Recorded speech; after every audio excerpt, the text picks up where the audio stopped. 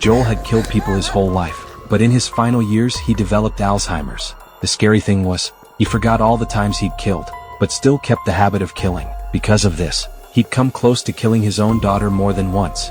To stop a tragedy from happening, he got into the habit of keeping a diary and recording voice notes, but even that didn't stop the urge to kill from tormenting him. One day, he killed another innocent woman. Joel stuffed the body into his trunk and drove off. But halfway through the drive, his Alzheimer's hit suddenly.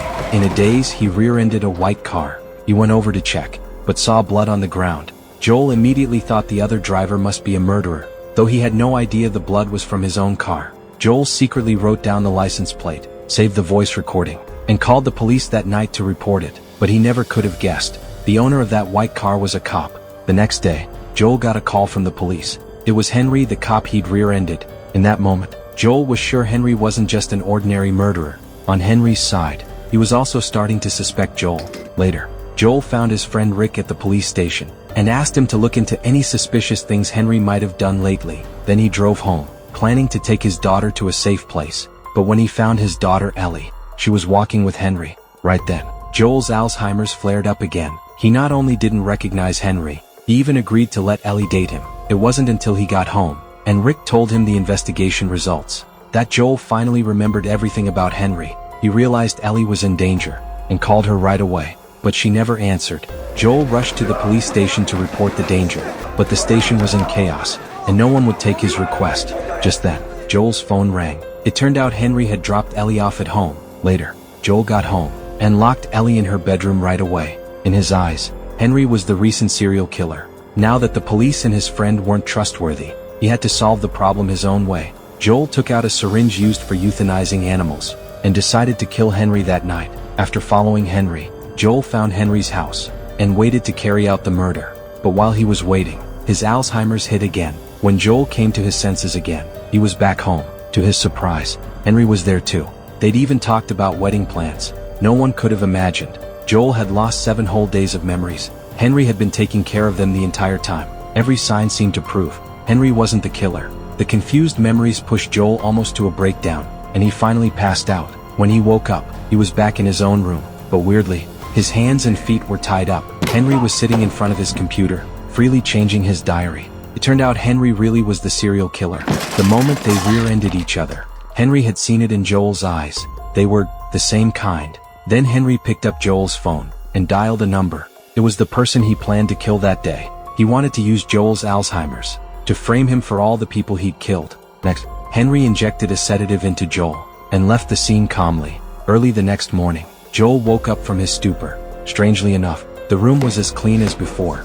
Everything from the night before felt like a dream, but he still woke Ellie up right away, packed her bags for her, and told her to stay at her sister's convent for a few days. Once Ellie was sent away safely, Joel could focus on killing Henry. He followed Henry in his car, all the way to Henry's hidden spot. After searching, Joel found a video camera that recorded the victims. He took the camera to Rick right away, thinking this would be enough to take Henry down, but to his surprise, Rick just fell silent. Just then, Henry drove up. Before Joel could explain, Henry claimed he'd found the serial killer's hideout. He also asked Joel where Ellie was. It turned out Ellie had been missing for 4 days, with Rick vouching for him. Joel said Ellie was at his sister's convent, but Henry said Joel's sister had been dead for a long time. Joel was stunned. He drove to the convent right away, only to find it in ruins. It was then that fragmented memories started to come back. One night 30 years earlier, Joel had come home from school and found his mom and sister covered in bruises. His favorite white sneakers had even been used as a pillow by his dad. His dad dragged him into a room, and right after that, the sounds of hitting and yelling started. When everything went quiet, something unexpected happened. Joel fought back for the first time, but accidentally killed his dad. His mom hit Joel to stop him from hurting anyone else, but he ended up killing her too. His sister couldn't accept that her brother had killed their parents, so she finally chose to hang herself. Joel fell to the ground in pain, and more memories of killing started to come back. He remembered the 11th person he'd killed. It was his wife. She'd betrayed Joel and been with another man. Even his daughter Ellie wasn't his biological child. When Joel found out, he killed the man and his wife. Ellie was supposed to be his next target, but a sudden car accident made him forget everything about his killings. That's why he'd raised Ellie as his own daughter.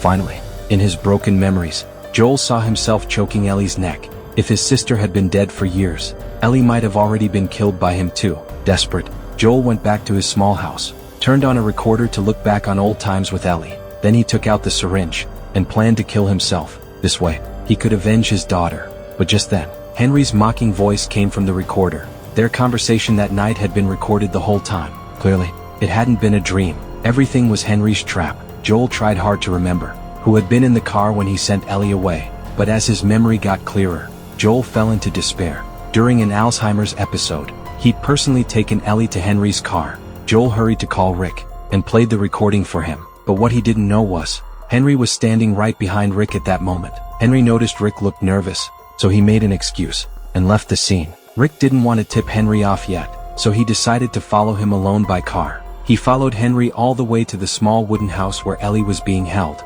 He immediately called the police to tell them to come, and also told Joel the location. But before he could finish talking, Henry suddenly appeared behind him and strangled him to death with a rope right then and there. Later, Henry got ready to drive away with Ellie, but when he looked up, he saw Joel speeding toward him, ready to crash. After that, Joel rushed into the wooden house to find Ellie, but just then, his Alzheimer's hit again. He suddenly forgot why he'd come there. When Henry attacked him suddenly, Joel couldn't fight back at all. Ellie, who was beside him, hurried to rub the tape off her mouth and tried to snap Joel back to his senses with her voice. Luckily, it worked. Joel broke free right away and grappled with Henry. In the end, with Ellie's help, Joel killed Henry with a broken wine bottle. He walked slowly toward Ellie and admitted that he was a serial killer. Looking at this man who had blood on his hands, but had protected her, Ellie had a mental breakdown. Later, the police arrived and took everyone away. Because Joel had Alzheimer's, he was sent to a mental hospital. 2 years later, Joel left the mental hospital. He finally realized Henry had been innocent. He himself had always been the only killer. It turned out the hospital had diagnosed him with schizophrenia. The so-called killer Henry was just his second personality. The content of that recording was just Joel confessing to his crimes. Rick had originally planned to bring Henry and Ellie along to persuade Joel to turn himself in, but Joel's second personality had killed him. The real Henry had been thrown into a lake by him, and Ellie, who had witnessed all this, had a mental breakdown and never wanted to speak again. At the end of the movie, Joel said, "Henry's still alive." He stood quietly on the train tracks, ready to kill himself to get rid of his second personality, and in that way, protect Ellie. Thank you for watching this video. If you want to watch more content like this, please subscribe to this channel. Thank you.